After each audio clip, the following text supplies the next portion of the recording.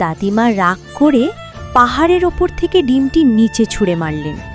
ডিমটি গড়িয়ে গড়িয়ে গিয়ে থামল এক ভয়ঙ্কর অজগর সাপের গুহার সামনে। অজগর সাপটি ধীরে ধীরে এগিয়ে এলো। সে ডিমটি খেতে যাবে, ঠিক তখনই আকাশ থেকে উড়ে এলো এক সাহসী স্কারলেট ম্যাকাও। সে দ্রুত ডিমটি তুলে নিয়ে নিজের বাসায় রাখল। তার বাসায় আগে থেকেই ছিল একটি ডিম। ম্যাকাও দুটো ডিমকেই সমান ভালোবাসায় আগলে রাখল। দিন যায়, রাত যায়। একদিন তার নিজের ডিম থেকে ফুটে বের হলো একটি সুন্দর রঙিন বাচ্চা, কিন্তু অন্য ডিমটি চুপচাপ রয়ে গেল। ম্যাকাও চিন্তিত হয়ে ডিমটির দিকে তাকিয়ে থাকে। হঠাৎ একদিন ডিমটি ফেটে সেখান থেকে বের হলো এক আশ্চর্য সুন্দর সাদা ঘোড়ার বাচ্চা। ম্যাকাও অবাক হলেও দুই সন্তানকেই বুকে জড়িয়ে নিল ভালোবাসায়। তারপর হঠাৎ সে কাঁদতে শুরু করল।